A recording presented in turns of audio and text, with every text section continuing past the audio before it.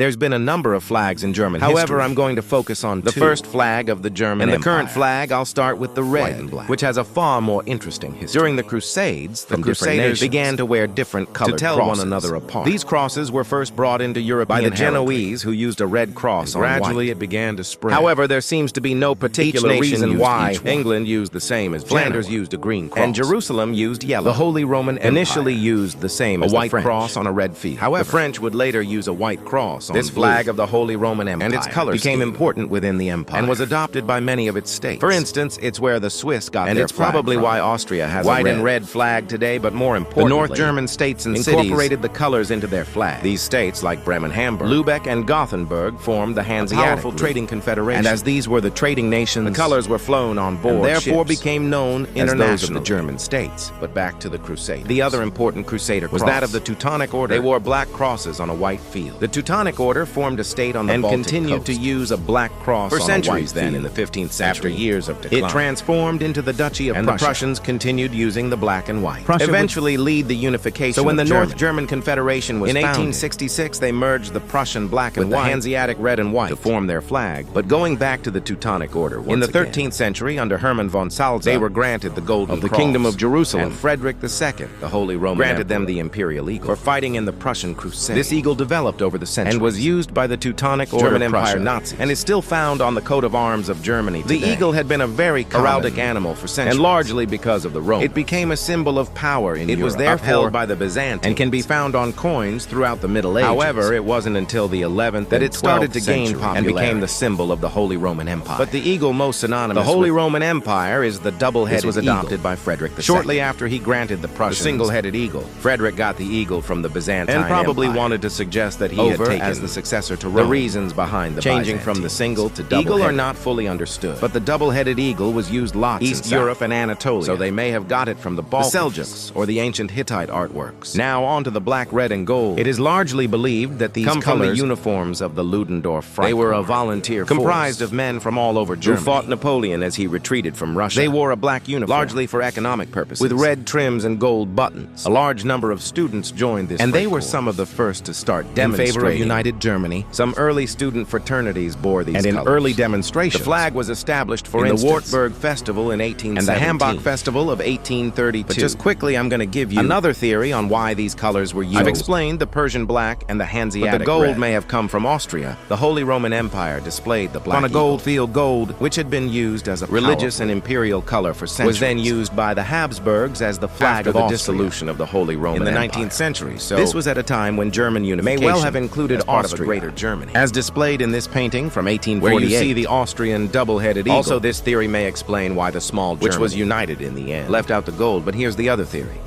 At the Frankfurt Parliament, during the revolutions of 1848, the flag was first flown in the same order as it is today, however, because of this parliament. The flag also had connotations of liberalism, so this could be the reason why the flag was the first flag of Germany. However, once the German Empire at the end of World War I, the Weimar Republic adopted these colors for Germany. Hitler didn't obviously keep this flag, and instead started using white and black once again, and they were used throughout his time in various designs. However, interestingly, once the war was over, East and West Germany nearly adopted very different flags. The National Committee for Free Germany, a German communist group operating in the Soviet Union during initially the war, used black, white, and red. It seemed a lot more popular compared to the Weimar colors, which were seen as weak. So these could have been the colors of East Germany. But it was the mayor of East Berlin, son of the Weimar president, Friedrich Ebert, who proposed black, red, and gold after the war. Meanwhile, West Germany almost adopted the flag used by July 20th. This flag used black, red, and gold, but they displayed it in an order design throughout modern German history. So to avoid similarity, the East Germans put a coat of arms on this coat of arms was when lost. Germany was reunited in 1989. So there you go, two flags with two very different political connotations. And this is apparent when still today far-right groups in Germany fly the black, white, and red.